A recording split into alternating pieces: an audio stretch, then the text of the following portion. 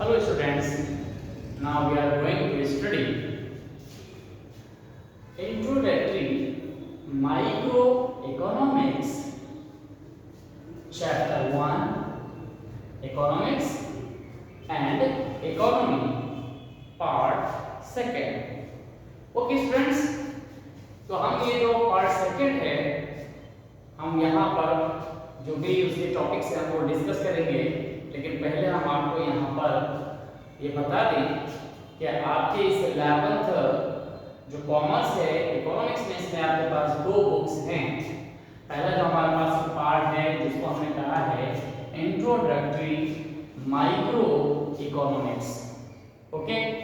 और जो दूसरा हमारे पास पार्ट है वो पार्ट आपके पास है स्टैटिस्टिक्स फॉर इकोनॉमिक्स। तो ये जो हमारे पास जो दो बुक्स हैं, ये दोनों बुक्स कंबाइंड फॉर्म में भी आपके पास मार्केट में अवेलेबल है और ये अलग-अलग जो फॉर्म है उसमें भी आपके पास अलग-अलग है। तो कोशिश ये करना आप कि ये जो अलग-अलग वाली जो फॉर्म है उसमें आपको ये मिल जाए तो ज़्यादा अच्छा है, क्योंकि उसके अंदर फिर ये क्या है कि एक जो बुक है वो काफ़ी मतलब उसकी जो थिकनेस है वो काफ़ी ज़्यादा हो जाती है। तो आपके पास अगर सिंगल बुक रहेगी तो वो आपको सुटेबल रहेगी स्टडी के पर्पस से भी और जो कैरिंग के पर्पस से है वो भी आपके पास ज़्यादा सुटेबल रहेगा। और इन दोनों जो हमारे पास ये जो बुक्स है इनके राइटर आपके पास जो है वो T.R. जैन और V.K. ओहरी, ये कंबाइंड राइटर हैं आपके पास, ओके। विकास पब्लिकेशन की जो बुक है ये आपको यहाँ दिखेगी। तो ये जो आपके पास T.R. जैन और V.K. ओहरी के नाम से ही ये बुक आपको वहाँ परचेज करनी है और ये देखना है आपके पास कि ये इंट्रोडक्टरी माइक्रो इकोनॉमिक्स होनी चाहिए और ये स्टैटिस्टिक्स फॉर इकोनॉमिक्स ही होनी चाहिए। क्योंकि ये जो हमारे पास रिसर्च के 2 साल पहले ही क्या हुआ है कि ये जो आपके पास जो सिलेबस है वो स्प्लिट किया है CBSE ने। तो इससे पहले हमारे पास क्या था कि जो 11th के अंदर आपके पास जो बुक्स चलती थी उनमें आपके पास जो इंडियन इकोनॉमिक डेवलपमेंट की बुक चलती थी और ये जो हमारे पास स्टैटिस्टिक्स है ये आपके पास चलती थी। तो आपके पास जो न्यू एडिशन है उस एडिशन की बुक लेना, उसमें आप देख लेना कि 11th भी उसमें लिखा होना चाहिए कि ये जो आपके पास इंट्रोडक्टरी माइक्रो इकोनॉमिक्स है इसमें आप क्लास 11th लिखा होना चाहिए, क्योंकि पिछले जो बुक्स आ रही हैं उनमें क्लास 12th लिखा हुआ है। तो वो 11th की लेना है जिससे कि आपको जो चेंजेस हैं सिलेबस पर वो भी आपको दिखाई दे जाएंगे और आपको सही भी रहेगा। क्योंकि CBSE ने जो पैटर्न है वो लास्ट ईयर चेंज कर दिया है और उसमें जो है आपके पास जो मल्टीपल क्वेश्चंस होते हैं उनमें उसमें MCQs हैं, आपके ट्रू फॉल्स रीजन वाले क्वेश्चन हैं, मेथोडोलॉजी क्वेश्चंस हैं, ये उसने इंट्रोड्यूस कर दी। तो अगर आपने 2 साल पुरानी लास्ट ईयर की मिल गई तब तो कोई प्रॉब्लम नहीं है। अगर कहीं लास्ट ईयर की बुक दे दी आपको किसी ने तो उसमें ये सारी एक्सरसाइज नहीं होंगी, तो फिर आपको प्रॉब्लम आ जाएगी उसमें। तो आप ये ध्यान रखना कि वो क्लास 11th की ही होनी चाहिए। और ये स्टैटिस्टिक्स है ये तो पहले से ही आपके पास है। तो ये जो हमारे पास क्या था, ये जो इंट्रोडक्टरी जो हमारे पास माइक्रो इकोनॉमिक्स है ये क्या हुआ है 2 साल पहले तक जो है हमारे पास 12th में चलती थी, अब ये 11th में चलती है, ओके। कहीं 11th की बुक आपने आज मांगी और वहां पर हो सकता है कि वो इंडियन डेवलपमेंट की आपको बुक दे दे, क्योंकि उस पर क्लास 11th लिखा होगा। अगर उसके अंदर पहले के आपके पास 2 साल पहले के एडिशन होंगे तो आप उसे 11th की समझकर आप उसे न लें, क्योंकि अब जो इंडियन इकोनॉमिक डेवलपमेंट की जो बुक है वो क्लास 12th में आपके पास स्टडी की जा रही है, तो उसने इसको रिप्लेस कर दिया। तो यहाँ पर 2 आपके पास ये बुक्स होंगी, जो इंट्रोडक्टरी माइक्रो इकोनॉमिक्स और स्टैटिस्टिक्स फॉर इकोनॉमिक्स। राइटर ध्यान से आप देख लीजिए कि T.R. जैन, V.K. ओहरी, ये आपके लिखे होने चाहिए, ओके। तो ये तो आपके पास रही बात बुक्स की जो आपको परचेज करनी है और उसके फ्रंट पेज पे आप जब इसको खोलेंगे तो वहां पर वो चैप्टर्स भी दिखेंगे और जो सिलेबस न्यू सिलेबस है वो भी इसके अंदर आपको दिखेगा। और न्यू सिलेबस हम आपको जो है वो प्रोवाइड करा देंगे। हम व्हाट्सएप में जो एक PDF है जो सिलेबस की वो हम आपको सेंड कर देंगे, जिससे आप अच्छी तरह भी आप देख लेंगे, और जो सिलेबस है अपने जो 2 पेजेस आपके पास आते हैं शुरू की कॉपी के, उस पे आप नोट करेंगे। और ये ध्यान रखेंगे कि जो आप नोटबुक खरीदेंगे तो नोटबुक के लिए कम से कम आपके पास एक जो A4 वाला साइज आता है, वो बड़ी जो एक बुक आती है, नोटबुक आती है, कम से कम उसके अंदर 300 पेज होनी चाहिए। तो वो कम से कम आप वो जो नोटबुक है वो परचेज करेंगे, और उसी को आप उसको जो नोट्स हैं वो उसी में यहाँ बनाएंगे। ओके, चैप्टर वाइज आप नोट्स बनाते रहेंगे, और जो असाइनमेंट्स हैं वो हम आपको यहाँ भेजेंगे, तो वो भी आपके पास उसमें आप करते रहेंगे, जिससे कि आपकी ये जो अटेंडेंस की रिकॉर्ड है वो भी आपके पास रहेगी। याद रखना है आपको कि हम डेली आपको 2 questions as a home assignment भेजेंगे, और वो डेली आपको क्या करना है, उन 2 क्वेश्चंस को करके आपको शाम तक यानी कि जो 6-7 बजे तक आप उसको भेज दें। आप उसको अगर भेज देंगे तो उसके बेस पर आपकी अटेंडेंस कंटिन्यू चलती रहेगी। और एक बात अच्छी तरह से आप ये समझ लीजिए, क्योंकि लास्ट ईयर भी इसी तरह से आपके पास पूरा सेशन डिस्टर्ब रहा था कोरोना 19 की वजह से, और इस बार भी आप देख रहे हैं कि जो कोरोना 19 है उसका यहाँ पर भी अभी इफेक्ट देखने को मिल रहा है, लॉकडाउन अभी भी चल रहा है, आपकी क्लासेस भी इसी वजह से आपके पास डिले हैं, वो नहीं हो पा रहे हैं।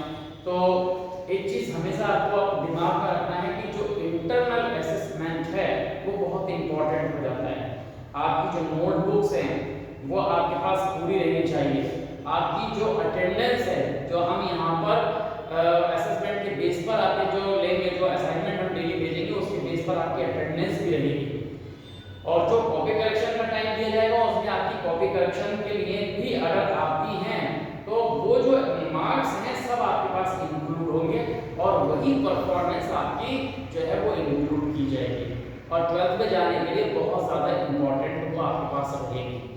तो आप ये ध्यान रखें, क्योंकि लास्ट ईयर भी इसी तरह से जो इम्पोर्टेंस मिली थी वो उन्हीं स्टूडेंट्स को ज़्यादा मिली थी कि जो रेगुलर रहे थे, जिनका वर्क कंप्लीट रहा था, जो कंटिन्यू अपने जो असाइनमेंट है उसको भेजते रहे। इसी तरह से आप देखिए कि हमारी तरफ से यानी कि जो टीचर्स हैं आपको अपने लेक्चर्स तो यहाँ आपको देंगे ही देंगे, यहाँ पर वीडियोस अपलोड भी आपको करते रहेंगे, और आपसे जो है वीकली एक जो सब्जेक्ट है उसमें एक वीडियो आपसे मांगी जाएगी। वो जो 2 मिनट की वीडियो है वो आप सब्जेक्ट के मटेरियल को लेकर जो पिछला पढ़ाया गया उसके बेस पर आप 2 मिनट की लगभग वीडियो बनाएंगे, और वो वीडियो आप सेंड करेंगे जो भी सब्जेक्ट टीचर हैं उनके पर्सनल व्हाट्सएप नंबर पर। तो उससे क्या होगा कि आपका रिकॉर्ड जो है वो बना रहेगा, और वो रिकॉर्ड हम आपका यहाँ मेंटेन करेंगे, और वो जो आप वीडियो भेजेंगे उनके मार्क्स होंगे।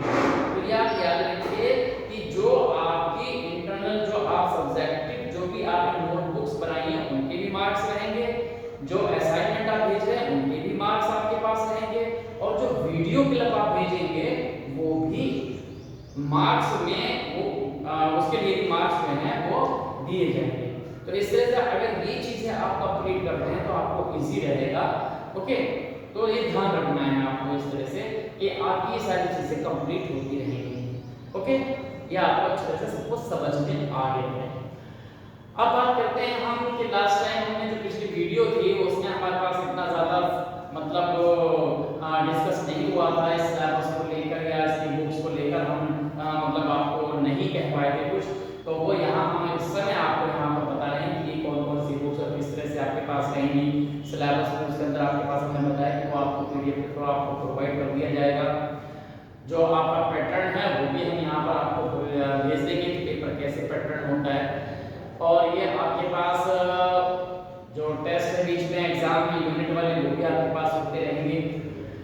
तो अब हम आपके पास आते हैं यहाँ जो आपका जो सब्जेक्ट मटेरियल आपके पास लास्ट वीडियो में हमने यहाँ कंटिन्यू किया था, क्योंकि जो सिलेबस है वो स्टार्ट होना बहुत जरूरी था कि कुछ ना कुछ आपकी जो है मतलब जो गेन है आपको हो। तो लास्ट टाइम आपने देखा कि किस तरह से जो इकोनॉमिक्स है, जो इकोनॉमी है वो किस तरह से डिफाइन की जाती है, कैसे वो आपकी की जाती है, तो ये सारी चीज़ें आपके पास हैं। ओके, अब हमने वहाँ पर आपको थोड़ा सा बताया था माइक्रो और मैक्रो इकोनॉमिक्स के बारे में, हमने कुछ थोड़ा आपको डिस्कस किया था। अब वही जो हमारे पास डिस्कस है, जो आपका मटेरियल है सब्जेक्ट मटेरियल, हम यहाँ एक्सप्लेन करेंगे कि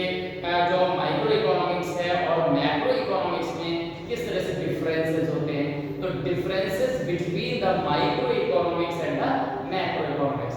तो हम पहला जो वर्ड आपके पास आता है सबसे इंपॉर्टेंट है, याद रखिए कि जो माइक्रो है, माइक्रो का मतलब आपने ये लिखा MICRO, ये आपके पास माइक्रो है।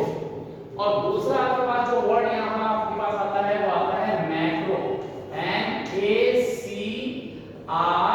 ये आपके पास है O, मैक्रो, ये आप समझ लीजिए, ये दो है। इकोनॉमिक्स तो साथ में आपके पास रहेगा। अब यहाँ पर हम डिफरेंसेस की बात करते हैं कि what is the difference between the micro economics and macro economics. Okay, तो अगर हमें लिटरेरी देखें, लिटरेरी हमें कुछ दिखाई दे रहा है कि यहाँ पर MI और ये MA, I का और A का डिफरेंस हमें दिख रहा है। हम A और I के डिफरेंस से ही इसे पूरा डिफरेंस करेंगे कि किस तरह से ये अलग है। तो यहाँ पर जो I है, देखिए ये जो हमारे पास I है, इसको हम यहाँ अलग कर लेते हैं कि ये डिफरेंस हमारे पास I का लिखा है। तो ये I हमारे पास क्या बताती है, तो ये I है। ओके, I हमें पास क्या बताएगी आपको, हमने माइक्रो के बारे में आपको थोड़ा सा हिंट भी दिया था कि माइक्रो यानी कि I जो है, अगर हम क्या बात करते हैं, स्मॉल यूनिट की बात करते हैं, तो यहाँ जो माइक्रो है, माइक्रो में I जो डिफाइन कर रहा है वो कर रहा है इंडिविजुअल। तो ये इंडिविजुअल जो हमारे पास है, इंडिविजुअल का मतलब होता है यूनिट। तो I और ये जो आपके पास है, ये आपको क्या दिखा दे रहा है, ये जो इंडिविजुअल जो हमारे पास है, ये हमारे पास दिखाई दे रहा है इंडिविजुअल। ओके, तो ये जो हमारे पास है ये इंडिविजुअल है। I जो डिफाइन करता है वो क्या कर रहा है, इंडिविजुअल। और इंडिविजुअल का मतलब आप समझ लीजिए, इसे हम बोलते हैं यूनिट। वन की हम बात करते हैं, ये क्या होता है कि यूनिट की हम बात करते हैं, यूनिट कहें इसे, या हम वन या स्मॉल इसको कहें, तो या कुछ भी आप यहाँ पर लिख सकते हैं कि जब हम बात करते हैं माइक्रो की, तो माइक्रो में I आपको डिफाइन करना है और I जो आपके पास बताता है इंडिविजुअल। तो इंडिविजुअल का मतलब होता है कि जब हम इसकी बात करेंगे तो ये माइक्रो इकोनॉमिक्स क्या है, it is a subject material, या हम ये कह सकते हैं कि it is a branch of economics in which we deals with the problem और इश्यूज विद इंडिविजुअल्स। ये जो हमारे पास क्या है, जितनी भी प्रॉब्लम्स हैं या जो हमारे पास क्या है, जितने भी कॉन्सेप्ट आपके पास है जो इंडिविजुअल से रिलेटेड आपके पास है, तो प्रॉब्लम्स और issues related with the individuals, that is known as a micro economics. तो ये वो ब्रांच है जिसके अंदर हम इंडिविजुअल की स्टडी करते हैं। तो सारी प्रॉब्लम्स, सारे इश्यूज, सारे फैक्ट्स, सारे कॉन्सेप्ट जो किससे रिलेटेड हैं, यूनिट से रिलेटेड हैं। जो किससे रिलेटेड है, वो इंडिविजुअल से रिलेटेड है, एक पर्सन से रिलेटेड हैं, वो हमारे पास माइक्रो इकोनॉमिक्स समझा जाता है, ये कहा जाता है। और यहीं पर हम देखें, ये आपके पास क्या है, ये आपके पास आ जाता है ए, और ए का मीनिंग आप समझ लीजिए कि ए जो है हमारे पास क्या है, जब हम ए की बात करते हैं तो ए का मतलब ऑल, ये ऑल कह सकते हैं इसे। और ये ऑल जो है इसी को हम बोलते हैं एग्रीगेट। ए डिफाइन, ए किसको बता रहा है, ए हमें डिफाइन कर रहा है एग्रीगेट। ये हमारे पास क्या है, एग्रीगेट। हम इस तरह से यहाँ पर लिखते हैं इसे एग्रीगेट, मतलब ये हमारे पास क्या हो जाता है, ऑल की हम बात करते हैं, या हम इसे कहते हैं होल। ये आपके पास होल का मतलब है एंटायर। ये तो यहाँ पर जो मैक्रो इकोनॉमिक्स है वो किसको करती है, तो macro economics is a branch of the economics which related the problem और issues fact related to the individual aggregate. ये जो एग्रीगेट मींस ऑल।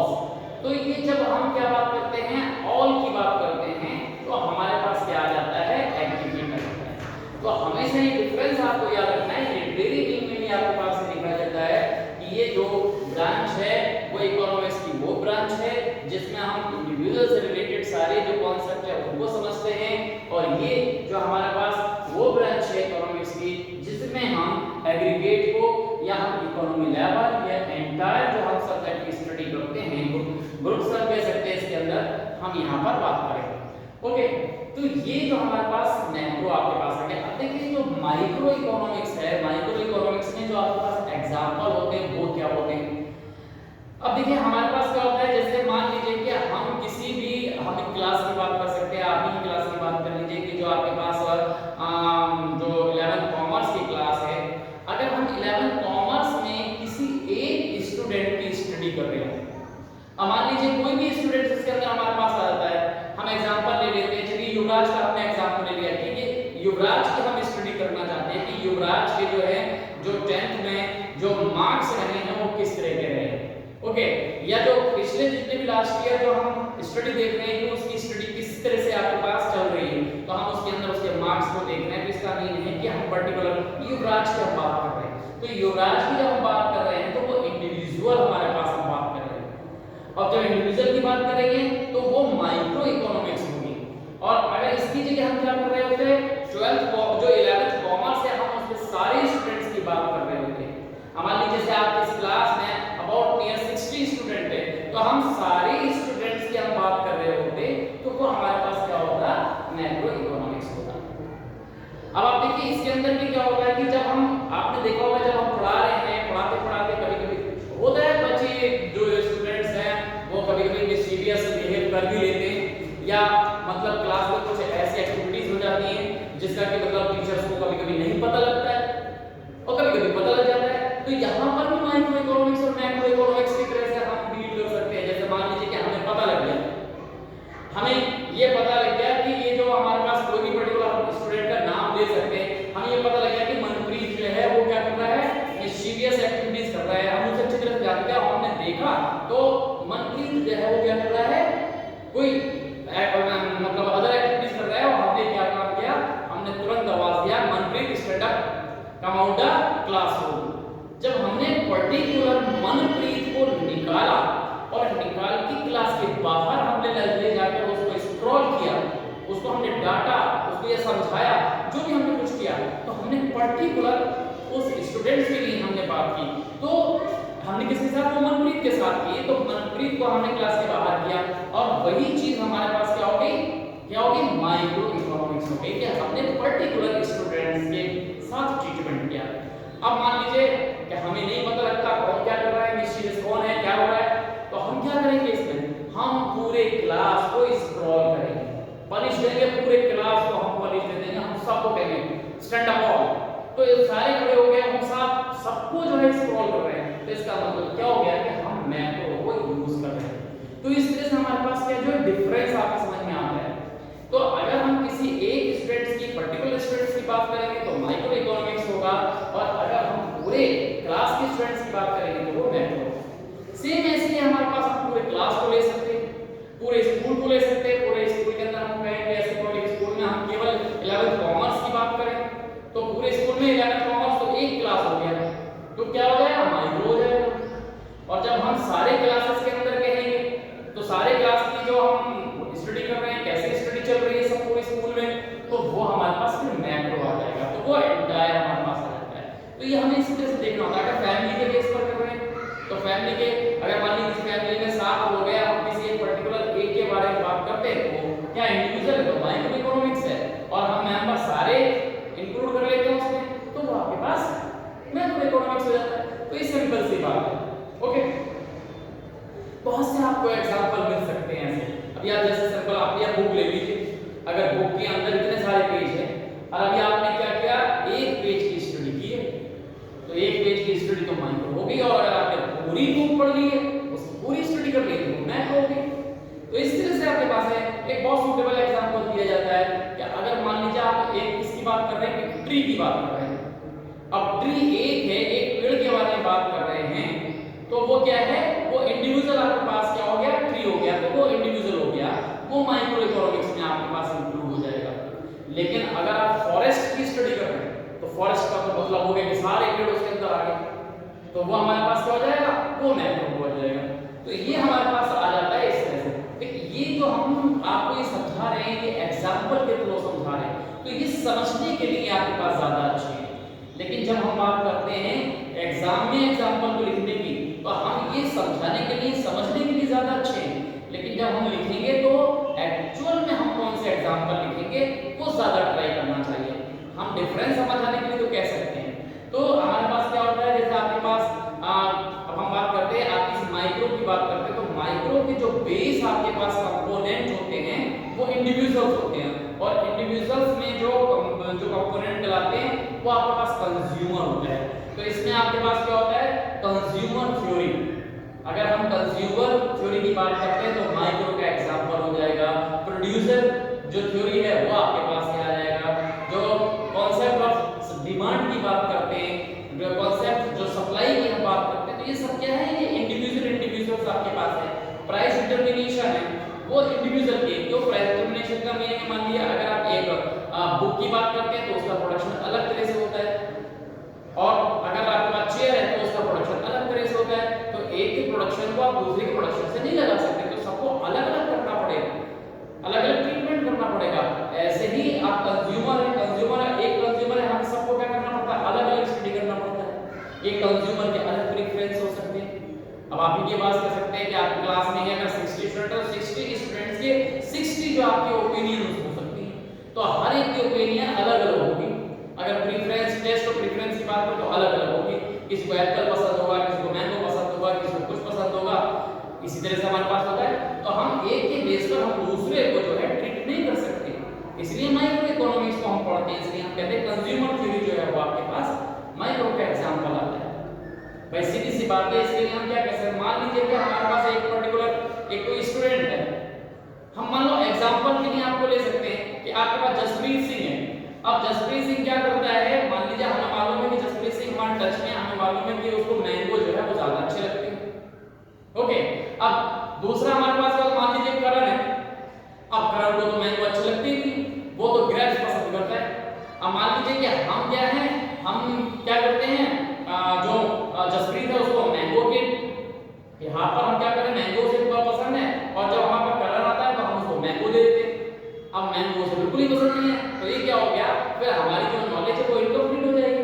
तो इस वजह से हम कहते हैं कि इंडिविजुअल जो होते हैं वो आपके पास सारे सब्जेक्ट माइक्रो के अंदर आते हैं, और हमें सबको अलग अलग स्टडी करनी होती है, तो वो माइक्रो का आपके पास सब्जेक्ट आ जाता है।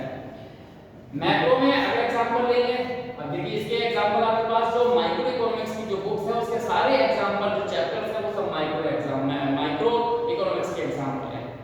अब आपके पास मैक्रो के अंदर होता है, मैक्रो का मतलब होता है कि वो सारी चीजें जो ये बताती है कि वो किसी एक के बारे में बात नहीं की जा रही है, वो क्या बात की जा रही है, वो सब के बारे में बात की जा रही है, तो वो मैक्रो इकोनॉमिक्स हो जाता है। अब जैसे हमने एक छोटे से एग्जांपल की हमने बात की, हमने कहा India is a poor country. अब India is a poor country का मतलब क्या हो गया, इसमें रहने वाले किसी एक पर्टिकुलर के बारे में बात नहीं की हमने पूरी कंट्री में जितने भी लोग हैं सब के बारे में एक स्टेटमेंट दी है कि India is a poor country, मतलब यहाँ के रहने वाले सभी लोग गरीब। तो ये सबसे रिलेटेड हो गया। हमने कहा कि हमारे यहाँ अनएम्प्लॉयमेंट ज्यादा है, अनएम्प्लॉयमेंट मतलब ये हमें ग्रुप के लिए लिया, पूरी कंट्री के लिए लिया, इससे पर्टिकुलर किसी चीज का पता नहीं लग रहा, ग्रुप का पूरे एंटायर इकोनॉमी का पता लग रहा है, तो ये हमारे पास क्या आ जाएगा, मैक्रो इकोनॉमिक्स आ जाएगा। इस तरह से आपके पास नेशनल इनकम है, हम नेशनल इनकम की बात कर रहे हैं तो इसके अंदर सारे लोगों की इनकम आ गई। ओके, तो ये हमारे पास क्या हो जाएगा, ये सब मैक्रो इकोनॉमिक्स के पार्ट आ जाते हैं। बैंकिंग की बात करते हैं तो ये बैंकिंग के हमारे पास क्या, हम किसी एक स्टेट बैंक की बात नहीं करते, पंजाब नेशनल बैंक की बात नहीं करते, क्योंकि अगर पर्टिकुलर की बात करेंगे तो फिर माइक्रो में चला जाएगा, लेकिन जब हम बैंकिंग सिस्टम की बात करेंगे तो वो मैक्रो में आएगा। तो बैंकिंग हो गया, मनी हो गया, ये सारे जो एग्जांपल आपके पास आते हैं वो हमारे पास मैक्रो इकोनॉमिक्स में आ जाते हैं। ओके, तो national income, banking, money, poverty, ये सारी चीजें जो हैं हमारे पास जो इकोनॉमिक प्रॉब्लम्स हैं वो सब यहाँ आ जाती हैं। एग्रीगेट जो भी होंगे वो सब यहाँ आपके पास आ जाएंगे। तो अच्छी तरह से आपको ये ध्यान में रखना है कि आप क्या करना चाहते हैं, उसके अंदर कौन से एग्जांपल देना चाह रहे हैं।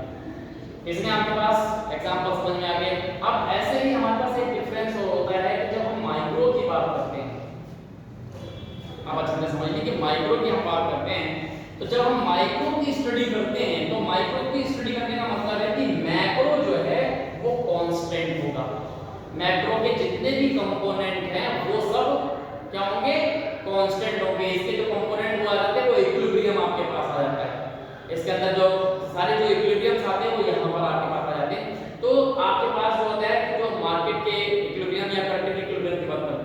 तो जैसे वेज वगैरह आपके पास आता है, तो याद रखना है कि जब हम माइक्रो की स्टडी करेंगे, when we are going to study about micro economics, तो it must be the constant of macro parameter.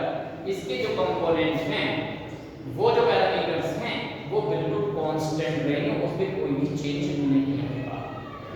और इसी तरह से क्या होगा कि जब हम मैक्रो इकोनॉमिक्स को पढ़ रहे होंगे, अगर मैक्रो इकोनॉमिक्स पढ़ रहे हैं तो माइक्रो इकोनॉमिक्स के पैरामीटर बिल्कुल कांस्टेंट होंगे। तो ये डिफरेंस इसमें आपके पास रहता है कि जब आप माइक्रो पढ़ रहे हैं तो मैक्रो कांस्टेंट है, और जब मैक्रो पढ़ रहे हैं तो माइक्रो कांस्टेंट है। तो ये आपको अच्छे तरह से समझना होगा। तो ये माइक्रो मैक्रो में कुछ आपके डिफरेंसेस हो गए। ओके, अब हम इसके आगे जब हम बात करते हैं तो एक आपके पास और इकोनॉमिक्स आपके पास आ जाता है, जिसे आप बोलते हैं एक पॉजिटिव इकोनॉमिक्स, और एक होता है नॉर्मेटिव इकोनॉमिक्स। तो आप देखिए ये पॉजिटिव इकोनॉमिक्स, या अगर हम बात करते हैं ये पॉजिटिव इकोनॉमिक्स, और दूसरा हमारे पास आता है जिसे हम बोलते हैं नॉर्मेटिव। ये जो नॉर्मेटिव इकोनॉमिक्स है ये आपके पास आता है। अब देखिए पॉजिटिव इकोनॉमिक्स में आप क्या पढ़ेंगे, और जो नॉर्मेटिव इकोनॉमिक्स है इसमें आप क्या पढ़ेंगे, ये भी आपको अच्छे तरह से समझना है। ओके, देखिए बहुत सारे ऐसे फैक्ट्स हैं, बहुत सारे एक ऐसे मतलब आप देखिए जो ग्रुप्स का मतलब स्टेटमेंट होते हैं जिनमें हम पॉजिटिव की बात करते हैं। तो पॉजिटिव स्टेटमेंट का मतलब ये कि अगर हमसे कोई एक पर्सन आपके कोई फैक्ट बताता है या कोई स्टेटमेंट हमसे कहता है, तो हम उसे क्या करते हैं, बिना किसी डिस्कशन के, बिना किसी आर्ग्यूमेंट के हम उसे एक्सेप्ट कर लेते हैं। मतलब पॉजिटिव इकोनॉमिक्स का मतलब है कि जो चीज पहले से आपके पास डिस्कस्ड हैं, जो चली आ रही हैं, जो ट्रुथ हैं, अगर कोई हमसे उस सेंटेंस को, कोई स्टेटमेंट को कहता है तो हम भी उसे एक्सेप्ट कर लेते हैं। जैसे कि अगर हमने आपने कहा कि बहुत सिंपल सी बात है कि क्या हुआ, आपने कह दिया India is a poor country, हम उसमें कुछ भी नहीं कहेंगे, हमारे हाँ yes it is A correct, India जो है पुअर कंट्री है। ये क्या हो गया, पॉजिटिव इकोनॉमिक्स हो गया कि जब हम किसी भी फैक्ट को, किसी भी सेंटेंस स्टेटमेंट को, किसी भी लॉजिक को हम एज इट इज एक्सेप्ट कर लेते हैं। मतलब हम ऐसे हैं, हम ऐसे थे, हम ऐसे रहेंगे, ये सारी चीजें हम एज इट इज मान लेते हैं, तो वो पॉजिटिव इकोनॉमिक्स है।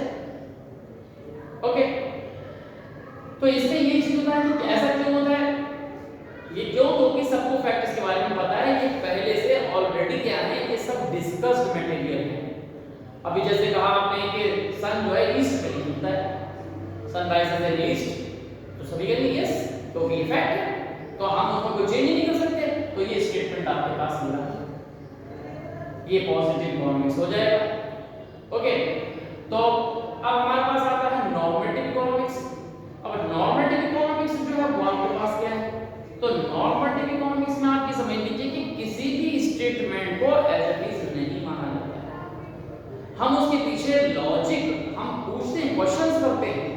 अगर मान लीजिए हमने एक किसी ने हमसे कहा, या आप इकोनॉमिक्स के स्टूडेंट हैं और आपको बहुत कुछ पता है, और आपसे उसने कह दिया कि भाई India is a poor country, अब आपके दिमाग में एक स्ट्राइक करता है कि India is a poor country, और आप पूरी इसकी ज्योग्राफिकली जो कंडीशंस है वो पढ़ रहे हैं कि आपके इतने सारे नेचुरल रिसोर्सेज हैं, इतना ह्यूमन कैपिटल है, आपकी इतने पॉपुलेशन है, इतने लोग हैं, इतने पहाड़ हैं, इतने मिनरल्स हैं, इतनी नदियां हैं, ये सब कुछ हमारे पास है, इतने जंगल हैं, इतने हमारे पास फ्रूट्स हैं, इतना हमारी पैदावार है, और फिर भी वो हमसे कह रहा है कि वो क्या है, पुअर है।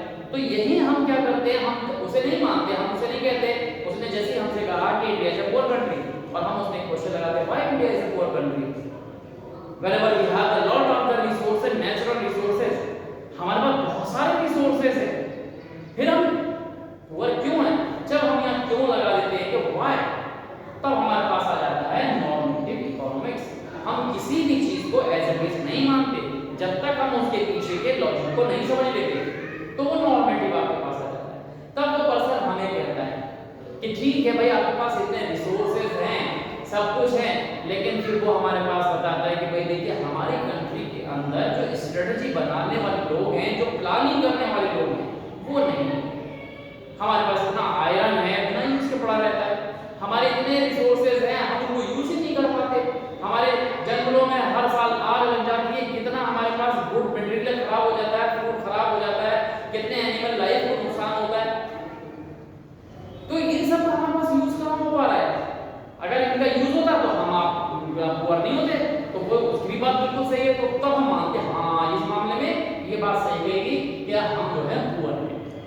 तो जब किसी भी स्टेटमेंट और किसी फैक्ट के पीछे अगर आपके पास क्वेश्चंस आ जाता है, या हम कह सकते हैं कि कोई भी सेंटेंस आपको क्या दिखाता है, ट्रीटमेंट शो करता है, उसके रीजन को बताता है, उसके ट्रीटमेंट को समझाता है, तब वो नॉर्मेटिव आपके पास है। ओके, सिंपल से जैसे पॉजिटिव है कि व्यक्ति बीमार है, मान लिया बीमार है, तो बीमार कैसे दूर होगी, बीमारी कैसे जाएगी, ट्रीटमेंट कैसे होगा, जो वो किया जाएगा, फिर वो हमारे पास नॉर्मेटिव में आ जाएगा। जो कॉजेज है, क्योर्स हैं, ट्रीटमेंट्स हैं, ये सारी चीजें हमारे पास आता है, नॉर्मेटिव में आता है। ओके, हम बार-बार यहाँ पर कह देते हैं क्या हम जो है वो अनएम्प्लॉयड हैं, हमारे यहाँ जो है बिलो पॉवर्टी लोग जो है लगभग 21.9% लोग क्या हैं, गरीब हैं। 22% आपके पास आ गया गरीब, हम मान ले रहे हैं उसे। तो अब हमने क्या किया, इस गरीबी को दूर करने के लिए एक प्लान दिखा दिया। हमने क्या कहा कि इंडिया ने जो है वो क्या किया कि वो जो मनरेगा है, जो पॉलिसी है गवर्नमेंट ने वो एडॉप्ट की। तो ये क्यों एडॉप्ट की? जिससे कि हमारा अनएम्प्लॉयमेंट कम हो, जिससे हमारे यहाँ पॉवर्टी कम हो। तो वो हमारे पास क्या है कि जब हम ये कोई भी सजेशंस लेकर आते हैं तो वो क्या आ जाता है, नॉर्मेटिव में आ जाता है। तो इस तरह से हमारे पास क्या होगा, ये पॉजिटिव इकोनॉमिक्स और जो दूसरा हमारे पास है नॉर्मेटिव इकोनॉमिक्स, इन दोनों में ये आपके पास डिफरेंस रहता है। तो पॉजिटिव इकोनॉमिक्स में और नॉर्मेटिव इकोनॉमिक्स में ये डिफरेंसेस आपके पास आते हैं। और ये समझिए कि हर बार जब आप पेपर देंगे तो कहीं ना कहीं जो डिस्टिंग्विश है, डिफरेंसेस है माइक्रो और मैक्रो इकोनॉमिक्स के बीच में, और इसी तरह से पॉजिटिव इकोनॉमिक्स और नॉर्मेटिव इकोनॉमिक्स, इनके बीच में आपसे डिफरेंस जरूर पूछे जाते हैं। तो इन्हें आप अच्छी तरह से लिखेंगे, जो आप अपना नोटबुक बनाएंगे उसमें आप अच्छी तरह से क्या करेंगे, इनको लिखेंगे। हाँ, एक चीज आप जरूर करेंगे कि जब आप नोटबुक खरीदें तो उसके शुरू के 2 पेज आप छोड़ दें। जो पहला फ्रंट पेज है उसके अंदर उस पर आप लिख लें, क्या लिखें, पहले तो आप सारे पेजेस पे नंबर डाल दीजिए कि वो 300 350 पेज जो आपने लिखे उस पर नंबर डाल दीजिए, और फिर उसके फ्रंट पेज पे लिखिए कि दिस नोटबुक कंटेन 300 पेजेस। इससे क्या होगा कि नोटबुक का आप मिसयूज नहीं कर पाएंगे, क्योंकि बहुत बार देखा गया है कि कोई भी काम होता है तो पीछे से पेज निकल जाते हैं। तो जब ऊपर लिखा होगा तो एक कहीं ना कहीं आपके दिमाग में रहेगा कि नहीं, हमें पेज नहीं निकालने, खराब नहीं करने। ओके, तो ये आपको दिमाग में रखना है। ये सारी चीजें आप नोट्स के फॉर्म में भी आप अपनी कॉपी में बनाते रहेंगे। ओके, और जो नोट्स हैं, असाइनमेंट है, वो हम भी आपको भेजते रहेंगे। ओके, तो ये आपको समझ में आ गया कि माइक्रो मैक्रो में क्या डिफरेंसेस है और पॉजिटिव नॉर्मेटिव में क्या डिफरेंसेस है। Okay, thank you.